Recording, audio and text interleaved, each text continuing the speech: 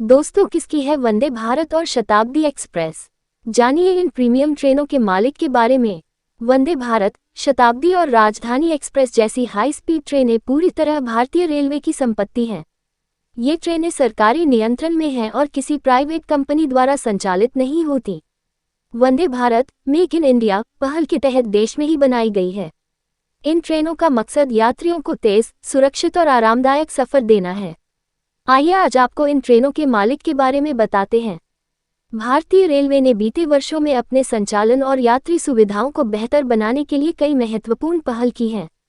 Vande Bharat express, शताब्दी express और राजधानी एक्सप्रेस जैसी हाई स्पीड और प्रीमियम ट्रेनें आज भारतीय यात्रियों की पहली पसंद बन चुकी हैं। लेकिन अक्सर लोगों के मन में यह सवाल उठता है, क्या ये ट्रेनें निजी कंपनियों की है या सरकार की संपत्ति? कौन है वंदे भारत का मालिक? वंदे भारत एक्सप्रेस, जिसे पहले ट्रेन 18 के नाम से जाना जाता था, पूरी तरह से भारत में डिजाइन और विकसित की गई है। इसका निर्माण चेन्नई की इंटीग्रल कोच फैक्ट्री ICF में हुआ है।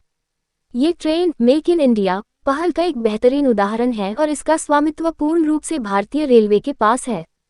यह एक सरकारी ट्रेन है जिसे किसी निजी कंपनी द्वारा नहीं चलाया जा रहा है। शताब्दी एक्सप्रेस और राजधानी एक्सप्रेस की कब हुई थी शुरुआत?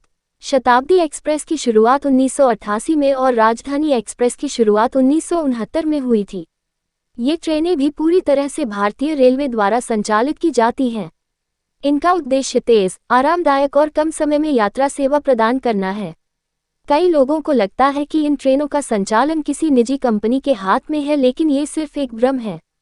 वंदे भारत, शताब्दी और राजधानी, ये सभी ट्रेनें भारत सरकार के अधीन भारतीय रेलवे की संपत्ति हैं। इनके टिकट बुकिंग से लेकर मेंटेनेंस और संचालन तक सभी कार्य रेलवे के ही विभिन्न विभागों द्वारा किए जाते हैं।